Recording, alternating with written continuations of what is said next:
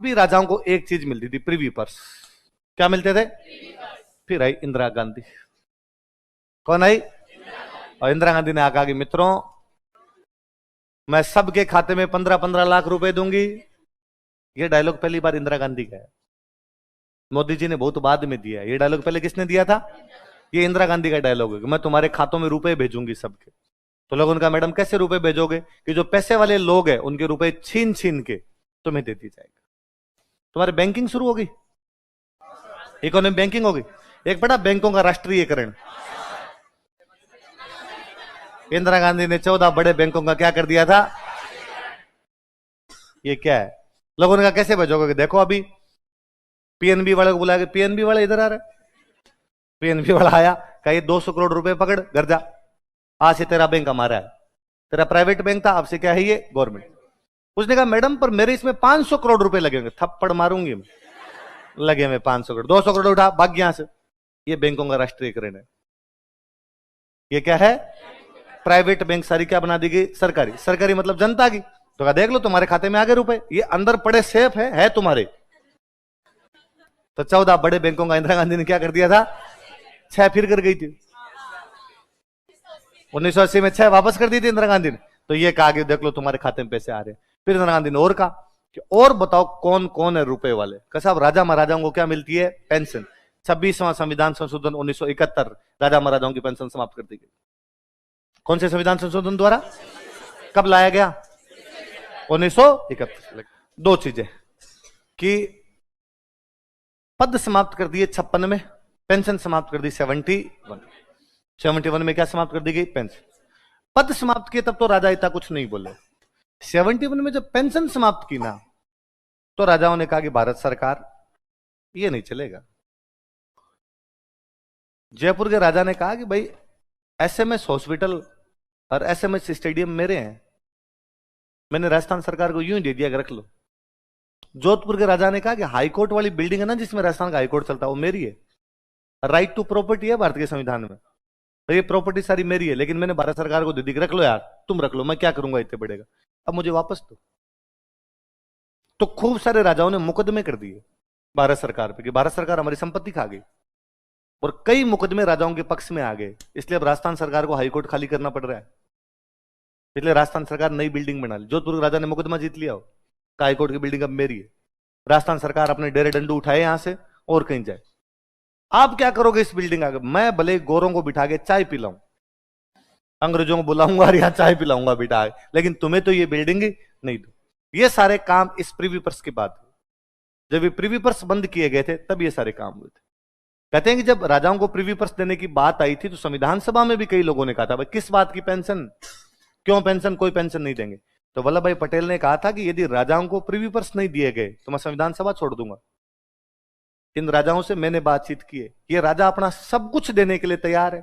ये अपने पूरी प्रॉपर्टी अपने को दे रहे हैं, पूरा खजाना अपने को दे रहे हैं, पूरे हथियार दे रहे हैं, पूरी सेना दे रहे हैं, सारी बिल्डिंग्स दे रहे हैं, तो बदले में इतना तो मिलना ही चाहिए, और ये मैं इनको दूंगा। तो तब वल्लभ भाई पटेल लग लुगा के इनको दिला गए थे। लेकिन बाद में जैसे ही राजाओं का प्रभाव कम हुआ, लोकतंत्र जैसे मजबूत हुआ, इंदिरा गांधी और मजबूत प्रधानमंत्री, उसने एक ही झटके में सारे प्रिवी पर्स क्या कर दिए। लेकिन बाद में भारत सरकार के इनके बीच में रोड़ा रप्पा थोड़ा बहुत हो ही गया था इनका। वैसे इसमें मुझे एक बंदा बड़ी जोरदार लगता है, सवाई मानसिंह सेकंड राजस्थान के क्या बनाए गए? राजप्रमुख बना दिए गए। सवाई मानसिंह सेकंड की डेथ हो जाती है 1970। कब हो गई? तो 70 में नए राजा बनाए गए जयपुर के अंदर, भवानी सिंह। कौन बनाए गए? भवानी सिंह। सवाई मानसिंह सेकंड के बेटे हैं भवानी सिंह, वो क्या बनाए गए? राजा। अच्छा, ये जब तक प्रिव्यू पर समाप्त नहीं किए थे ना 1971, तो राजा भारत सरकार बनाती थी। राजा कौन बनाती भाई? 70 में सवाई मानसिंह मर गए, तो अब जयपुर में राजा कौन बनेगा, ये डिसाइड कौन करे? तो भारत सरकार, क्योंकि पेंशन तो देनी पड़ेगी। तो किसको देनी? एक आदमी को देनी पड़ेगी। यूं तो राजा के बेटे तो 4 है, चारों को दे, हम है, पेंशन किसको दे? तो भारत सरकार तय करती भाई एक कौन है। तो भारत सरकार ने कहा भाई जयपुर के राजा हम किसको मानते हैं? भवानी सिंह। इसका मतलब प्रिव्यू पर्स किसको मिलेंगे? अब भवानी सिंह वाला जीवन और बड़ा जबरदस्त है। भवानी सिंह जब देश में राजतंत्र था, जब जयपुर के राजा उनके पिताजी हुआ करते, तब भवानी सिंह पढ़ने के लिए गए हुए थे इंग्लैंड। पढ़ने के लिए कहां गए हुए? राजा महाराजा सब उच्च शिक्षा के लिए इंग्लैंड जाते, हमने पढ़ा था। भवानी सिंह जब इंग्लैंड से पढ़ के आए तब पता चला देश में लोकतंत्र और उनके पिताजी अब राजा नहीं। तो वापस आते कि भाई क्या करें? तो उन्होंने कहा मैं इंडियन आर्मी ज्वाइन कर लूंगा। क्यों करोगे भाई इंडियन आर्मी ज्वाइन? तुम्हें इंडियन आर्मी ज्वाइन करने की क्या आवश्यकता है? तुम राजकुमार हो, अगले राजा बनोगे, घर पे बैठो मजे करो यार, खूब सारे पैसे तुम्हारे पास, सरकार पेंशन दे ही रही। उसने कहा नहीं, पहले राजा और राजकुमार का काम क्या होता था? लड़ना। जयपुर का राजा पहले जयपुर के लिए लड़ता, जयपुर का राजकुमार पहले जयपुर के लिए लड़ता, क्योंकि देश कौन सा था? जयपुर। अब देश क्या हो गया? भारत, तो भारत के लिए लड़ ले। पहले भवानी सिंह ने क्या ज्वाइन कर ली? Indian army. और वो वैसे कि इंडियन आर्मी ज्वाइन की और सैलरी नहीं लेनी, कि सैलरी किस बात की? देश के लिए लड़ने के लिए सैलरी थोड़ी होती। पहले जब हम जयपुर के लिए लड़ते तब कौन सी सैलरी लिया करते थे? अपने यूं ही कर ले। इंडियन आर्मी में मेजर बने वो, लेफ्टिनेंट कैप्टन, बाद में क्या बने? मेजर। मैंने दिन पहले ही बात बताई थी कि 71 वाला जो वॉर है उसमें उनकी जैसलमेर में पोस्टिंग थी। भवानी सिंह जी की पोस्टिंग कहां थी? 71 वाले वॉर में उनकी पोस्टिंग यहां पर की गई। आप ये भी देखिए 71 में एक तरफ एक प्रस्ताव आता है और प्रस्ताव आके कहा जाता है कि भाई राजाओं के प्रीव्यू पर समाप्त किए जाते हैं। जयपुर के राजा कौन है? भवानी सिंह, तो उनके प्रीव्यू पर क्या कर दिए गए? समाप्त। दूसरी तरफ उसी बंदे को ऑर्डर आता है कि चूंकि तुम मेजर भी हो इसलिए जैसलमेर लड़ने के लिए जाओ। वो भारत सरकार जो कह रही है तुम्हें आज के बाद पेंशन नहीं दी जाएगी, वही भारत सरकार कह रही है तुम लड़ने के लिए कहां जाओ? उस आदमी ने कहा कोई नहीं, देश का संविधान जैसा कहता है वैसा सब करना ही पड़ेगा। तो भवानी सिंह जी लड़ने के लिए कहां चले गए? मैंने दिन बात बताई थी शायद ये पहले कि पाकिस्तान ने 71 वाले वॉर में 3 फ्रंट खोलने की बात थी। ऐसा लग रहा था कि पाकिस्तान 3 तरफ से हमला करेगा। बंगाल में लड़ाई चल रही है क्योंकि बांग्लादेश को आजाद करवाना, पंजाब और जैसलमेर, 3 ही बाउंड्री लगती है अपने पाकिस्तान की। पाकिस्तान ने बंगाल बॉर्डर खोला था, उसने पंजाब वाला फ्रंट खोला था, लेकिन जैसलमेर वाला फ्रंट उसने खोला ही नहीं, इधर से आया ही नहीं। तो भवानी सिंह जी यहां बैठे बैठे बोर ही हो रहे थे, तो भवानी सिंह जी ने खोल दिया फ्रंट। भवानी सिंह जी पाकिस्तान घुस गए थे और भवानी सिंह जी ने पाकिस्तान के एक पूरे जिले पे कब्जा किया था, छाछरो। छाछरो, छाछरो नाम करके पाकिस्तान का इधर जिला था अपनी साइड के अंदर, इस पूरे जिले पे कब्जा ही कर लिया। और ये कब्जा भारत सरकार ने 6 महीने रखा है। 6 महीने तक पाकिस्तान का छाछरो अपने पास में था। भारत सरकार का कलेक्टर बैठता, अपने यहाँ के कलेक्टर बैठा करते, कैलाशदान उज्जवल, कैलाशदान उज्जवल थे वो, वहां कलेक्टर थे छाछरो के। 72 में शिमला समझौता होता है, 71 में युद्ध हुआ, 72 के अंदर क्या होता है? शिमला समझौता। शिमला समझौते में जुल्फिकार अली भुट्टो और इंदिरा गांधी के बीच में जब टेबल टॉक हुई शिमला के अंदर, तो वहां जुल्फिकार अली भुट्टो रहा। उसने कहा मैडम छाछरो ले गए हमारा, हमने इधर से तो हमला ही नहीं किया था, यूं ही कब्जा करके। किसने कब्जा कर लिया? अरे वो तुम्हारा भवानी सिंह आ गया था। उसने कहा बेटे बेटे क्या करें, कुछ तो कर ही लेते हैं। इधर कब्जे कर लिए थे इन लोगों ने। तो ये यहां पर लाहौर के आसपास तक पहुंचे थे, ये लाहौर के आसपास तक कब्जे किए थे। मुझे बहुत अच्छा फोटो लगता है जिसमें एक जीप खड़ी है, आर्मी की जीप है, 2-3 जवान वहां खड़े खड़े चाय पी रहे हैं, पीछे एक पुलिस थाना दिखाई दे रहा है, पुलिस थाने पे कुछ नाम लिखा, किसी गांव का नाम पुलिस थाना, पास में एक बोर्ड लगा, उस बोर्ड पे लिखा लाहौर 17 किलोमीटर। कितने किलोमीटर? 17 किलोमीटर। तो कई जगह इंडियन आर्मी अंदर तक घुस गई थी, उधर घुसी थी, इधर छाछरों की तरफ घुस गई थी, अपने छाछरों पे तो कब्जा कर लिया, छाछरों तो अपने पास ही आ गया था। 6 महीने बाद शिमला समझौते में उन्होंने छाछरों वापस दिया। तो 6 महीने बाद जब शिमला समझौते में छाछरों वापस दिया गया तो कहा भाई आप छाछरों खाली करो। तो खाली करके अपने कर्मचारी आए तो नेम प्लेट उतार के लेके आए, तो लिखा था ना कलेक्टर कैलाशदान उज्जवल, जिला छाछरों, भारत सरकार। वो अभी भी अपने वॉर म्यूजियम में जैसलमेर में रखी हुई है ताकि याद रहे कि हमने 71 में पाकिस्तान के कौन से जिले पे कब्जा कर लिया। इसलिए शिमला समझौते के बारे में अक्सर एक बात कही जाती है कि 71 में युद्ध में जो प्राप्त किया था 72 में टेबल पर हार गए। 71 में जो हमने युद्ध में हासिल किया था 72 में टेबल पर हम, तो अक्सर कहा जाता है कि भारत टेबल पर अच्छा नहीं है, बातचीत करने में अपने इतने तेज नहीं पड़ते। और बातचीत करने में जुल्फिकार अली भुट्टो पैर वेर पकड़ पकड़ के इंदिरा गांधी के ले गया। भाई अंदर अकेले कमरे में पैर पकड़ने में क्या जाता है? तो वो अपनी बेटी को और लेके आया था। बेनजीर भुट्टो तो बहुत यंग सी लड़की थी, बेनजीर भुट्टो को लेके आया, उसने कहा आंटी ऐसे मत करो, मर जाएंगे उधर, ये तो हमारा वापस दे दो, तो वो वापस ले वाला गए। अच्छा, भवानी सिंह को बाद में पूछा गया कि भाई आप बिना कहीं इधर क्यों घुस गए? भाई आर्मी का ऑर्डर ऊपर से तो था ही नहीं। तो उन्होंने कहा यूं ही मतलब क्या करते हैं। तो भवानी सिंह को लगा, भारत सरकार को लगा कि भाई आज भवानी सिंह ने बैठे बैठे अपने सेना को कह दिया कि इधर घुस जाओ, कभी आदमी कह दिया कि दिल्ली की तरफ चलो, प्रधानमंत्री को उठा के प्रधानमंत्री बनेंगे तो लफड़ा हो सकता है। इसलिए भवानी सिंह जी कहा कि अब आप जयपुर वापस ही चले जाओ, रिटायरमेंट लो अपने। तो भवानी सिंह जी को रिटायर करके भेजा, महावीर चक्र दिया। इस युद्ध के अंदर क्या मिला उनको? परमवीर चक्र, शौर्य चक्र ऐसे तो महावीर चक्र देके उनको भेजा था। महावीर चक्र भवानी सिंह जी बोलते हैं उनको। 75 में आपातकाल लगाया इंदिरा गांधी ने। आपातकाल जानते हो? आपातकाल में भवानी सिंह जी गिरफ्तार कर लिए गए। भवानी सिंह क्या कर लिया? लफड़ा यह था कि जयपुर की महारानी हुआ करते, भवानी सिंह जी की वो सौतेली माँ हुआ करते गायत्री देवी, महारानी गायत्री देवी। महारानी गायत्री देवी स्वतंत्र पार्टी से चुनाव लड़ते थे। कांग्रेस के सामने एक पार्टी बन गई थी स्वतंत्र पार्टी, उसे चुनाव लड़ा करते थे। और इंदिरा गांधी ने जितने विपक्ष के नेता थे उन सबको जेल में बंद किया था, तो उन्होंने गिरफ्तार किया गायत्री देवी को। गायत्री देवी गिरफ्तार किया तो साथ में राजा को गिरफ्तार कर लिया और राजा गिरफ्तार करके जेल के अंदर डाल दिया। जब भवानी सिंह जी को जेल में डाला तो दो तरफ से इसकी रिएक्शन हुई। एक तो इंडियन आर्मी ने रिएक्शन की और इंडियन आर्मी ने भारत की सरकार को कहा कि आप हमारे एक रेस्पेक्टेड ऑफिसर को जो महावीर चक्र विजेता है जेल में नहीं डाल सकते, और यदि भारत सरकार भवानी सिंह जी को बाहर नहीं निकालती हम हड़ताल पे आएंगे। तो भारत सरकार दूजी, भारत सरकार को लगा कि आर्मी हड़ताल पर आ गई तो पाकिस्तान कल शाम को पटियाला करेगा नाश्ता। आर्मी की बदौलत तो अपने बैठे हैं, मैं कहता आज अपने हंस रहे, इसका कारण ये है कि अपना कोई ना कोई भाई उधर खड़ा है ना, वरना पाकिस्तान तो ताक में बैठा है कि नाश्ता करेंगे पटियाला में, खाना खाएंगे दिल्ली में। उनका तो प्लान लंबा है इस मामले के अंदर, तो वो वहां पर इसलिए सेफ है। तो उन्होंने कहा ये मैडम ये किया जाए। एक तो यहां से बहुत बड़ा दबाव था इंदिरा गांधी पे। एक लंदन से एक फोन आया और उन्होंने कहा, लंदन से फोन किया और उस बंदे ने कहा मैडम जब राजाओं को भारत में मिलाया गया था ना, तब राजाओं को हमने एक आश्वासन दिया था, एश्योर किया था कि भारत में और कुछ मिले ना मिले इज्जत मिलेगी। और भारत सरकार दे ना दे, प्रीव्यू पर पेंशन बहुत दूर की बात है, इज्जत पूरी मिलेगी। भारत सरकार तुम्हें किसी भी प्रकार से बेइज्जत नहीं। और आप राजा को सरेआम जेल में डाल गए बिना किसी अपराध के। तो भारत सरकार ने बाद में रिहा किया भवानी सिंह जी को, वरना आपातकाल में इंदिरा गांधी ने जिनको जेल में डाला था वो 2-3 साल बाद में रिहा हुए थे। भवानी सिंह जी को फटाफट रिहा कर दिया था।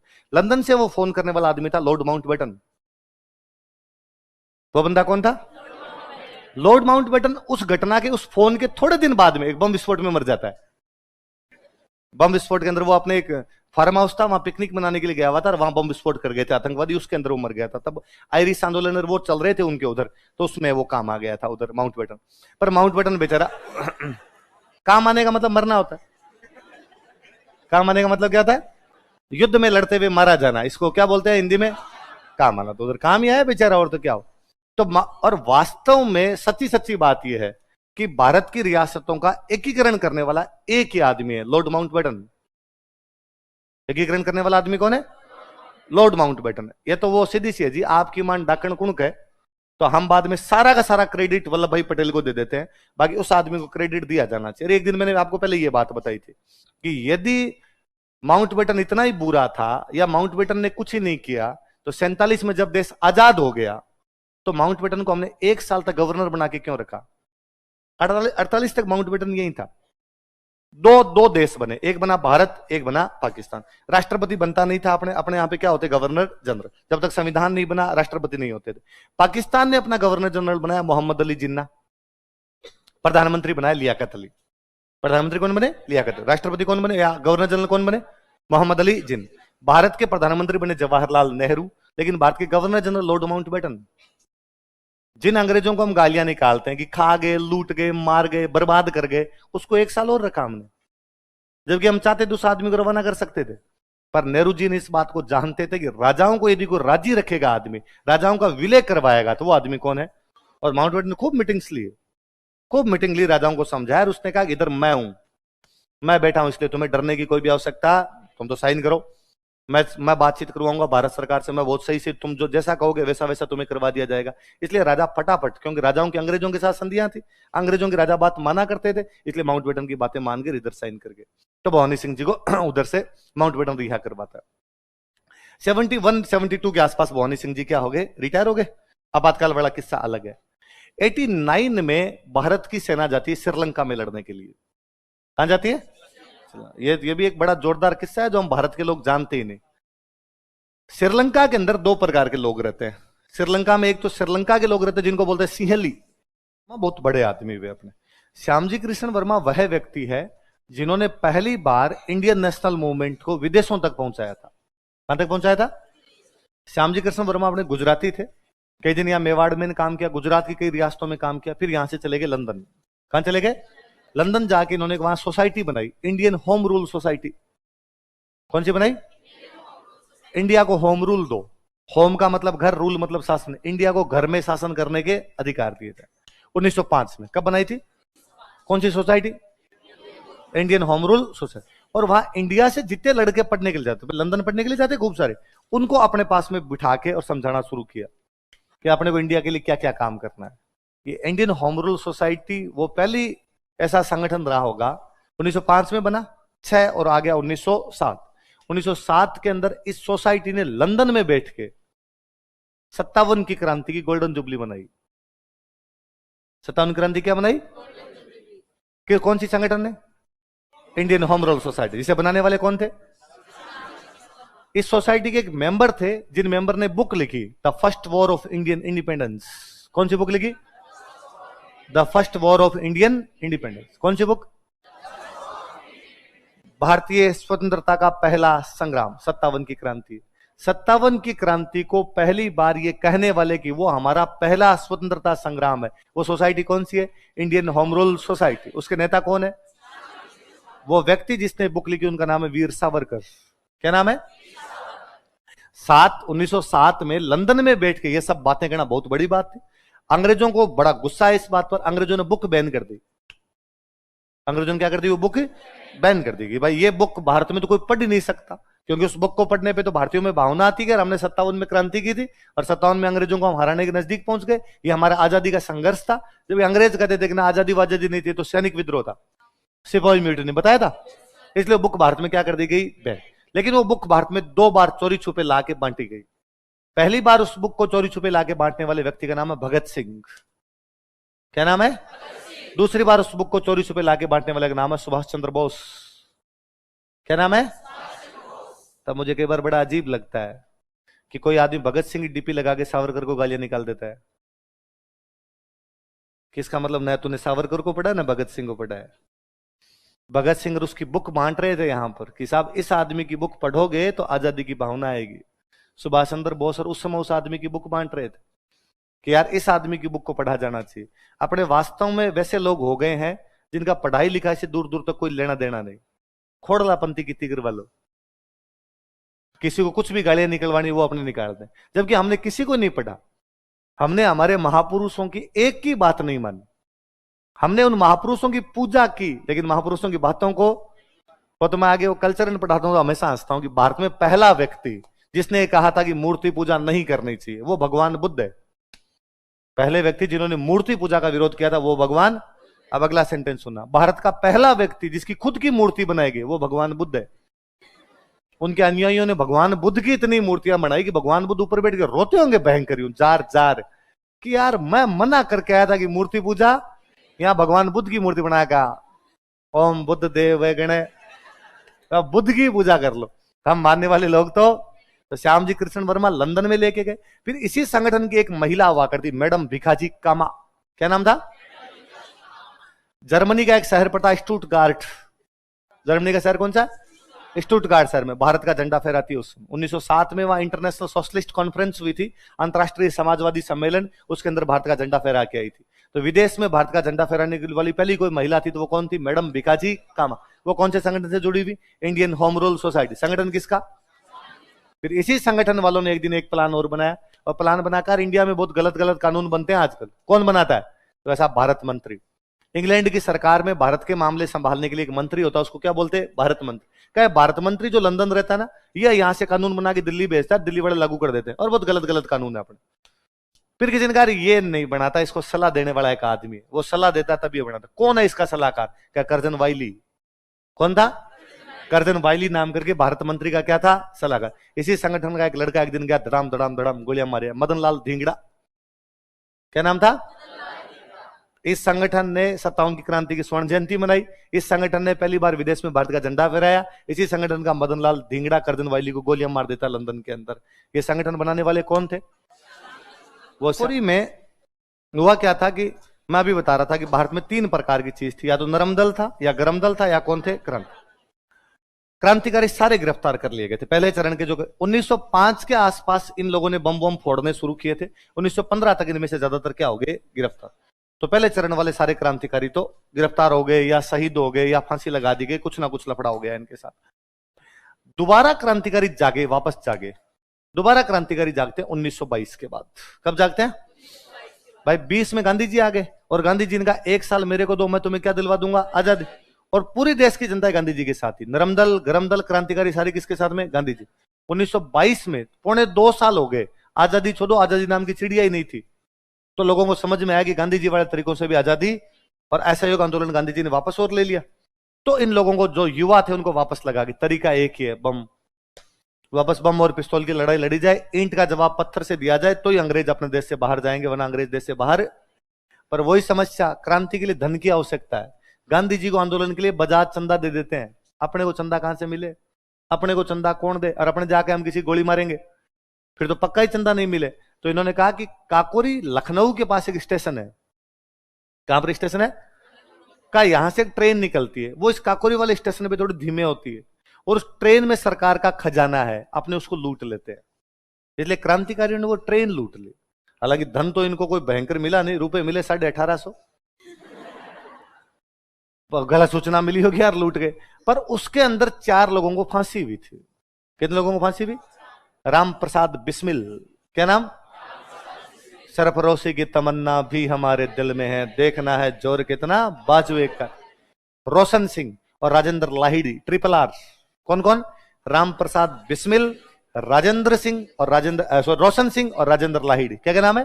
राम प्रसाद बिस्मिल, रोशन सिंह और राजेंद्र, ट्रिपल आर 3। तो ये एक चौथे आदमी थे अशफाकुल्ला खान। चौथे आदमी कौन थे? अशफाकुल्ला खान। अशफाकुल्ला खान शुरुआत में पकड़े नहीं गए। अशफाकुल्ला खान कई दिन फरार चले थे। अशफाकुल्ला खान जब फरार चल रहे थे ना, तो जयपुर रुके थे। कहां रुके थे? और जयपुर उनको रखने वाले थे अपने अर्जुन लाल सेठी। इन्होंने खुद ने क्रांति व्रांति छोड़ दी थी, पर भाइयों को पनाह तो दी जा सकती है। अब उस बात को वापस याद करो कि ब्रिटिश भारत के किसी भी विद्रोही को गिरफ्तार नहीं किया जाएगा तथा प्रजामंडलों से शरण भी दे सकता है। पढ़ा था हमने?